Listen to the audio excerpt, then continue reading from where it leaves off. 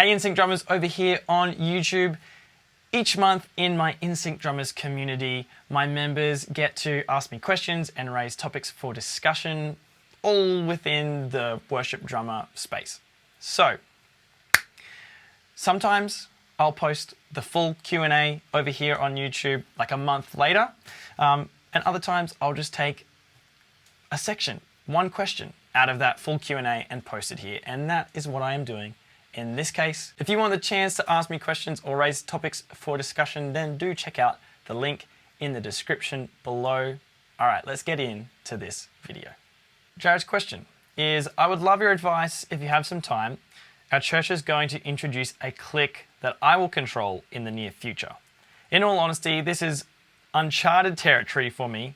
I obviously want to do my part and start practicing with a metronome so I'm able to hold solid timing during our worship songs. Do you have any tips on playing with a click? So firstly, my thoughts are, you're here in the NSYNC Drummers community. You're a member. You have access to the playthroughs, which have the click in them. Yes, there's drums in them as well. So that's a little, that makes it a lot easier. And then you've also got the drumless practice tracks that you can use. And in those, there's no drums, there's click, and there's music and the lyrics, right? If you could firstly just get used to playing along with those drumless tracks, I think that will be the first hurdle, okay? To playing without drums, but staying in time to a click. So if you can get that down, that'd be sort of the first thing I would suggest. The next thing I would suggest is getting used to playing a specific groove from one of the songs you're playing along to the click. So you can do this with one of the practice loops. Let's say you're practicing Battle Belongs and let's say we're doing the intro groove, right? All right, so I have the practice loop on my screen here and I can press play, obviously.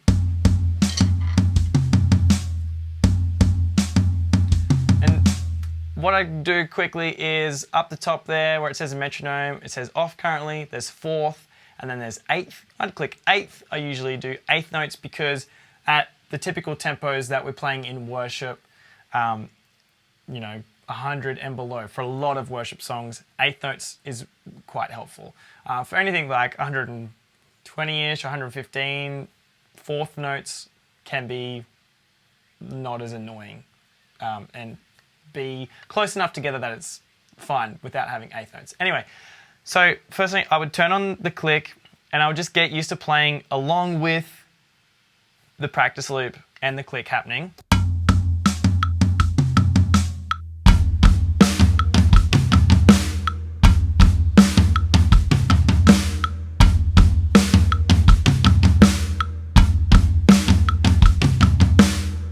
Right, so we just got used to what that felt like, playing it in time to the speed of the song.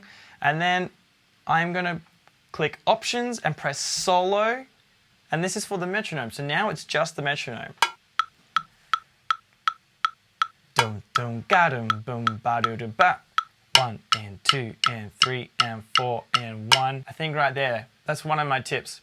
If you're able to count the timing of the click, to especially know where the 1 is, then you know when to start. So that would be what I would try and do. So I'm gonna find the accent in the click. That's the 1. And 2 and 3 and 4 and 1. And then I'm gonna try and start the groove on the 1. And I'm gonna try and hold this groove in time with this click.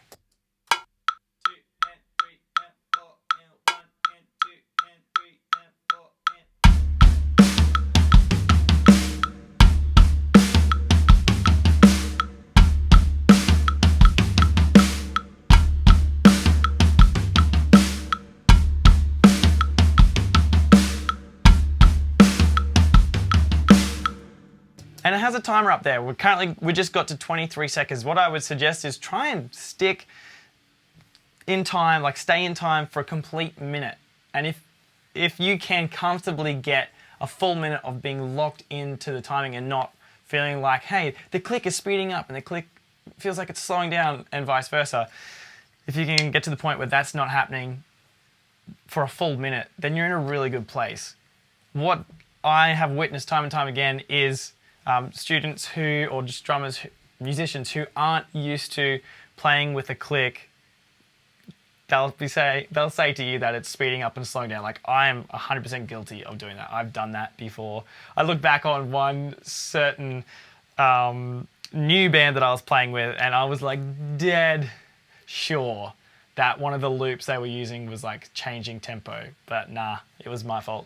So it's all about practice, right? So that groove could be a little bit too syncopated and a bit tricky if you're brand new to playing to a click.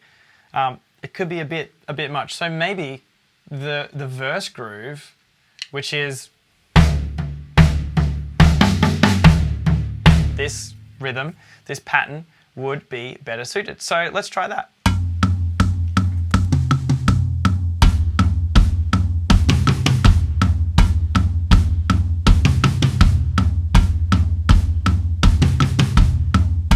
Now, it's helpful to be able to count the whole pattern and not just the click, the 1 and 2 and 3 and 4, and so that's just the click. What I would prefer to be able to count is 1 and 2 and 3 E and a 4 and 1 and 2 and 3 E and a 4 and, because if I know the count of my pattern, I'll be able to better match it to the click. So again, I'm going to do the solo option on the click, and here I go, and 2 and 3. I'm going to try and add that 3 E ander in there, 3 E and a 4 and 1 and 2.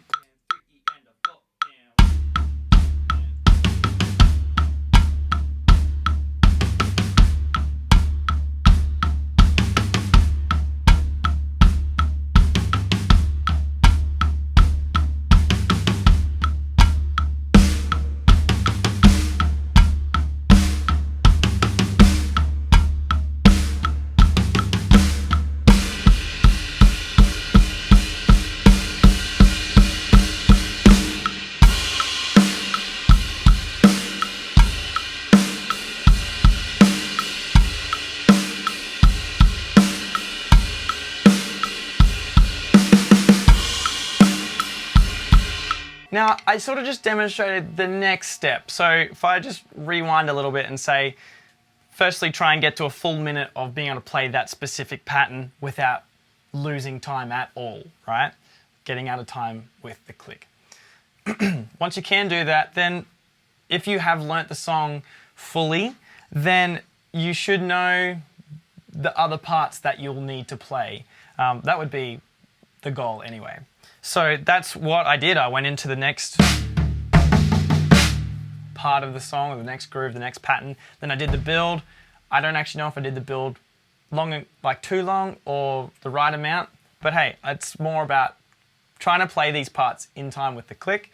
And then I went into the next section with the big groove. And all the while I was using the click as my time giver. It's giving me the timing. It's super foreign and weird to play with a click to begin with. Something I do with my beginner students is use a verbal counting click. So let me just quickly find it and I can demonstrate it to you. You've actually heard it as a lot of the, count-ins for the songs here. So here we go. 1, 2, 3, 4. 1, 2, 3, 4. This, for instance. So you can hear the click and the counting. Sometimes this is a better option if you're brand new to the click. Now, obviously, I don't think a team at church would love this, but you can use it if it's, you for the first time trying to get used to a click. So instead of a click, like a normal click, I'm setting this to the right tempo, so 81.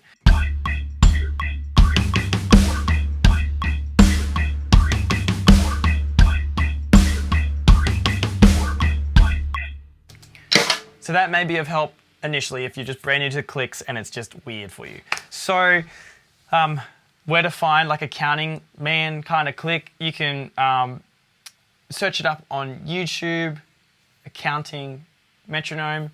There's a few different metronome apps that you can use. I'll take a screenshot of the one I use on my iPhone 2, 3, and overlay 4. it it has the option to use a counting man or counting lady, I don't remember. The reason why I sort of say start with the practice loops and then transition into playing the same thing but with the solo click is that you're already working on it, you're already working on playing in time, and then you can just take it that next step further and say, can I play this just with a click and without the actual sound of the drums in the loop?